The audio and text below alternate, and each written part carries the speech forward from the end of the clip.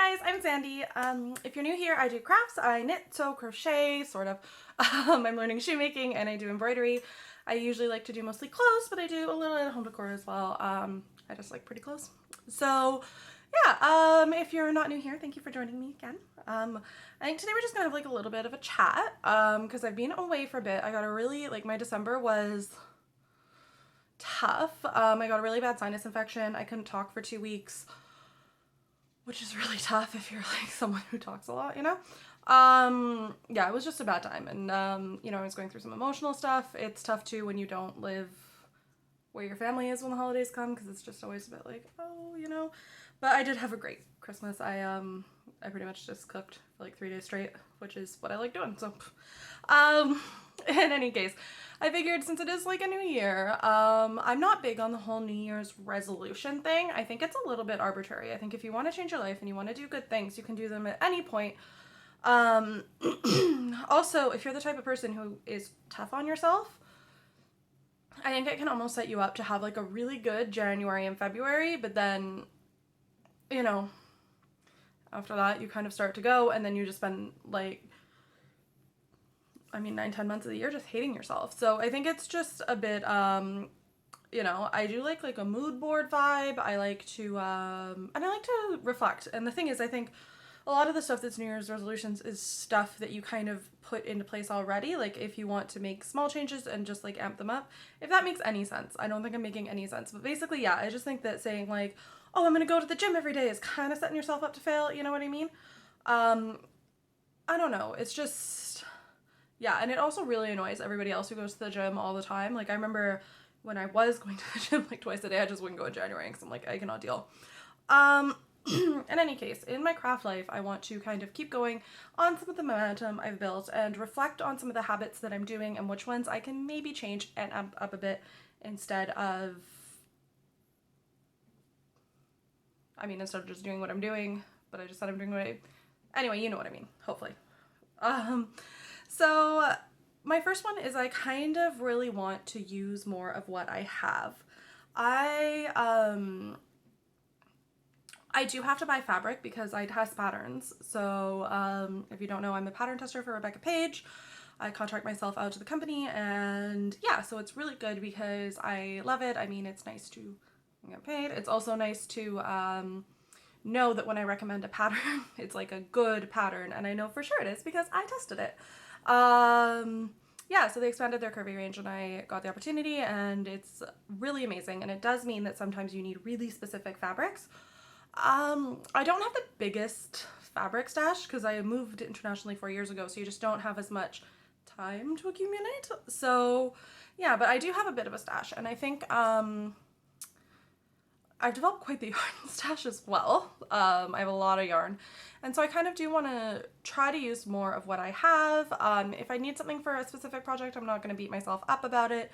Especially, I'm at the age where everybody's having babies, and I don't think it's fair to give baby clothes that are wool to new parents. You know what I mean? Like, I think you want to give something machine washable, unless the person knits. Like, one of my friends just had a baby and she knits. And it's just gonna be like, yeah, I'll make you anything in wool because you do like a wool hand wash once a week anyway. But if you're not the type of person who does that and has that habit, I think it's better to maybe go for like a cotton or something.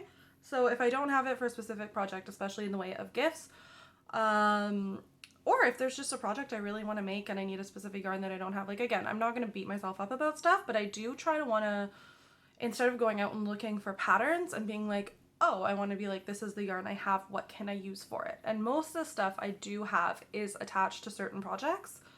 I just haven't gotten around to them. So is this straight? Sure. Yeah, so that's a big one. It's like, I do want to use what I have. I do kind of want to pare down. Now I also did this, I said this in January 2020. In fact, I said I'm not going to buy any new craft supplies. That was the wrong time to do that.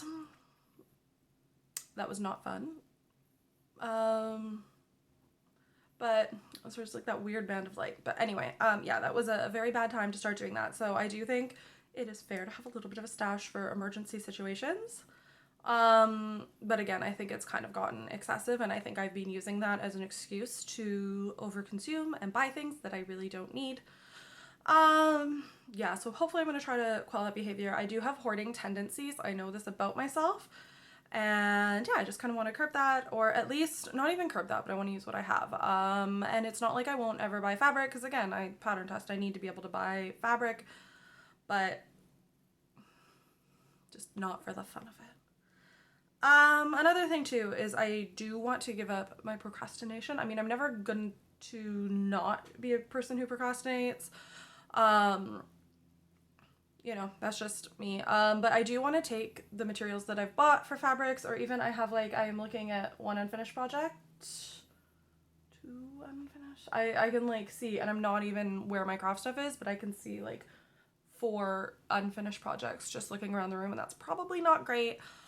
So even on the vein of I want to do the projects that I have supplies earmarked for, I want to finish some of the stuff that is just sitting around unfinished, because I mean, again, you shouldn't be able to do a quick scan of like your dining room and find like 4 unfinished projects. I'm a bit of a disaster in that, but I don't know. I am the type of person that I like the thrill of a new project. I like the thrill of finishing a project, but I don't know, just like starting a new project, it's a much quicker, easier, cheap thrill. So I don't want to move past that and actually get to the point where I finish some of the projects I have just hoarding around instead of constantly starting new stuff. Another thing too that I want to do is I want to be more careful about the things I make. I don't want just a bunch of stuff I don't wear. I think I need to get better at tailoring things to my own personal style. I think part of that is I need to find my own personal style. I lived with my parents until I was married, and you know, they had some definite ideas, I think, especially when I was a teenager, of what was like appropriate to wear and what was inappropriate to wear. And I think I just never really fully developed that. I think I was kind of scared of criticism. You know, I was bullied up the wazoo. I was like bullied out of a high school. So it definitely kind of gave me the thing of you want to do what everybody else is doing as opposed to I want to do what I'm doing. And I think what's really hit me with it is the kind of like 2000s coming back into style, and I'm like, I already did that, and you know what, I didn't like it when I was like living through it. So yeah, I think I just need to find more what I like. There's been a lot of Pinterest boards, a lot of analyzation, and kind of think about the things that I actually wear day to day and what I want to wear day to day, especially I mean, the thing is, my day to day is very much, you know, I work from home, I stay at home a lot. Like, I like being home. You know, I'm privileged enough. I have a big enough house. I can do that. I have a nice backyard. Like, you know, I like being at home. And I think I've kind of gotten into this like sweatpant thing, and I just don't feel very motivated lately. Even before I got sick, because like, whatever, you're sick, you can do whatever you want. But yeah, and so now I'm wondering if maybe a part of that is I just like wake up, put the same pair of sweatpants on every day, and you know, maybe I need to like branch out. Maybe I need to work on like my more day-to-day style, because I've noticed even when I go out, I'm just kind of like, what do I wear? And I definitely have become that person who I have like a closet full of clothes and nothing to wear, and it's just something that I want to work on, especially since I have such beautiful clothes. I think I'm just confused as to how to like style them and how to make them my own. So I think I just need to work more at finding what I want in my style and working towards that. So yeah, that's a big one. And yeah, make more mindfully. I think that's what everybody's kind of doing too. Especially, I mean, I spend so much time making these clothes and loving them. I kind of think they deserve to be worn and loved. So yeah. I do want to get more into shoemaking. That is kind of my overarching goal this year. I have all the stuff. I've sort of started. And not just shoemaking in general, it also like represents the fear of trying new things, because shoemaking is something that is so beyond the realm of something I ever thought I'd be able to do. I didn't think home shoemaking was a possibility. So I have the course, it's just sitting there. I'm fascinated by it. I've watched the entire thing, and I don't know, I just think I need to kind of just get down to it and start it and not be afraid to make a mistake. So yeah, that's a big one that I want to get into. Yeah, I mean, I have all the stuff to do it, but it's just this whole overarching, I think the thing that's stopping me from that mostly isn't a procrastination thing. I think it's just, I'm genuinely scared of it. You know, it's always more fun, and I think that's probably why I don't crochet a lot too. I like crocheting. I think it's great, but I'm not as good at it as I am knitting, and I think I've kind of fallen into that trap where if I'm not immediately good at something, I'm like, but I'm good at this other thing, so let's do that. So I think I just need to kind of break that cycle of myself and be more open to learning. Also a big one is I want to try to buy absolutely no fast fashion. Again, I'm privileged enough, I have the opportunity to do that. But I don't even like the clothes that I buy when I buy the stuff, you know? Like it's synthetic materials, which I hate wearing, because it just feels plasticky. Like, you know, my Christmas sweater I bought at Primark. I have two that I bought at Primark ages ago, and I just put them on this Christmas, and I'm like, this doesn't feel nice. Like, I've gotten used to, you know, wearing wool, wearing cotton, wearing linen, and yeah, and I just don't want to put it on my body anymore. And yeah, and also, like, I mean, knowing how long I spend on making something and how much money I spend on materials, it just has that effect of like, does somebody, like, how can they sell it so cheap? You know, I mean, look, you know, fast fashion's wrong. You know what's wrong with the industry. I don't have to be the first to tell you. Yeah, so I just kind of want to focus on trying not to buy anything from it. I'm obviously not going to run and like throw away all the clothes I've ever bought that were fast fashion, because that isn't really great either, you know? So yeah, I'm just going to kind of wear out anything that is, and then just try not to buy it, because I really don't need to be buying stuff at Penny's. So there's no reason for me to do it. There's no reason for me to order stuff off AliExpress.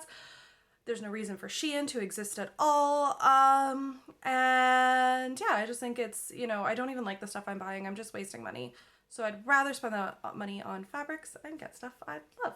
So yeah, so that's kind of where I'm at, I think. You know, I'm probably going to say throughout the year, I want to start doing this and I want to start doing that. But I think what I'm really trying to focus on is making things that I like. I guess it is all kind of like overarching into that personal style. I want to make things I like. I want to make things that fit me, that I want to wear, that I'm excited about wearing all the time. Yeah, and also I've noticed I've been getting a lot of questions lately.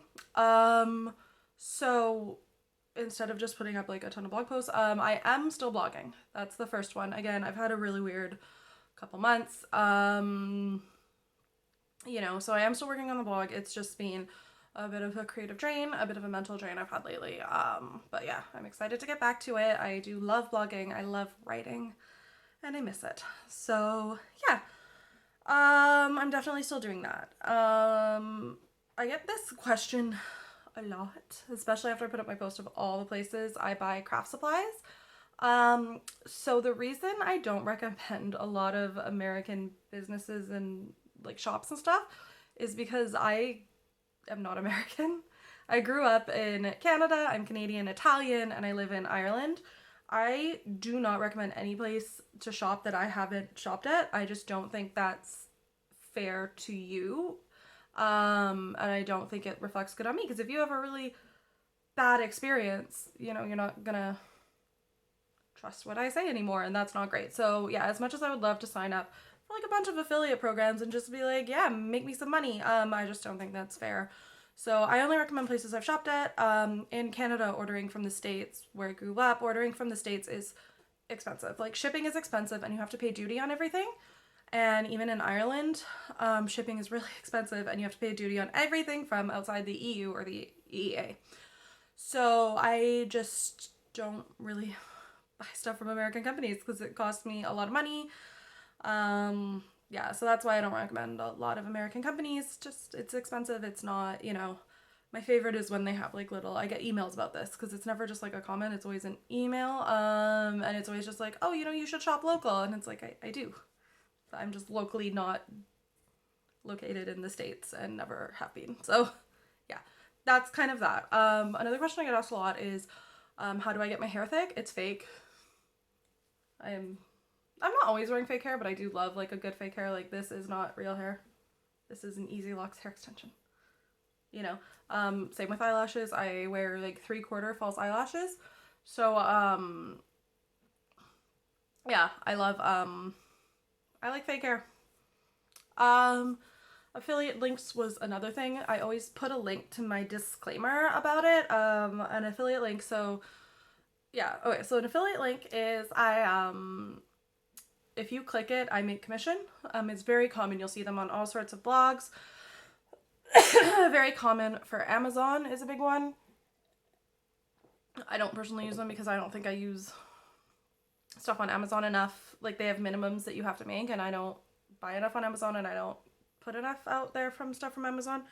So I do buy a lot from Amazon though, that next day shipping.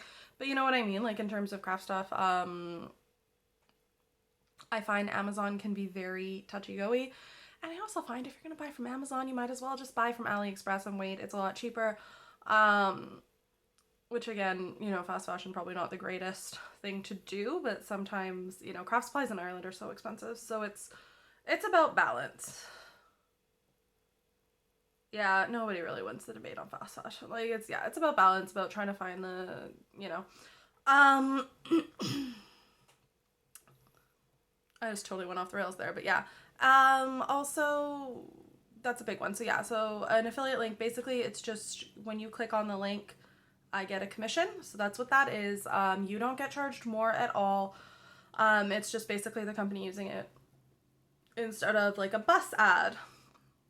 They have people, and again, I don't use affiliate links to recommend anything from anywhere I haven't shopped, or any pattern I haven't used, because I really just don't think it's ethical. And yeah, so pattern testing, I don't work for Rebecca Page. I contract myself out to them and I test their patterns. I also am an affiliate of them and a brand ambassador, which kind of means that I get to get the patterns early. I get the patterns for free. And yeah, and it just means I sew them. The testing process is great. It means that I have a lot of input onto what is in the pattern. I mean, we're testing for fit and to make sure the pattern's all accurate and stuff. So yeah, I don't have any say in the design process. But no, yeah, so that's what that is. Again, I want to be completely upfront and honest about everything. I don't think it's fair to people who are trusting your opinion and buying stuff without being 100% transparent about it. Yeah, so that's what that is. Have I had... No, so yeah, I just kind of wanted to address that because I get emails, especially about the American Supply things. I get at least one email a day about that, and it's very confusing. Oh, Craftsy. That was another one. Okay, so Craftsy was bought by TN Marketing, and one of my most popular videos is about my issue with National Sewing Circle. National Anything Circle, same thing applies. Crafty's a bit different though. They got bought by the company that owns the National Craft Circle, whatever. So, I have loved Craftsy since it was like first iterated. When they started doing the Unlimited, they have like weekends, and before I could afford it, I would stay up all night and just like for 2 days and would just like write down the things, watch all the videos. I'd watch them on like 2 times speed. I'd download all the stuff and I'd try to get as much as I could. And eventually I was just in a financial position where I was able to buy it. And I figured I'm obviously using this a lot, I might as well. So I decided to do that and I got it. I had it for years. You know, I had it when it was Craftsy. I had it when it was Blueprint, and I had it when it was back to Craftsy. Craftsy is a bit of a different situation with TN Marketing because they're not so much making new content as, well, I mean, they are. It's the new content. I find the new content on Craftsy is better quality than the new content that was on National Sewing Circle or National Knitting Circle. And again, this was a while ago, so maybe they've improved it. But I just don't feel good about supporting TN Marketing for many reasons. I think that they are a bit of like content farmish. I found, especially with National Sewing Circle, the stuff wasn't up to scratch. I had some credits because it used to be with Blueprint, you got credits for like to keep your classes, and Craftsy honored them, which I do respect. I think that was good. But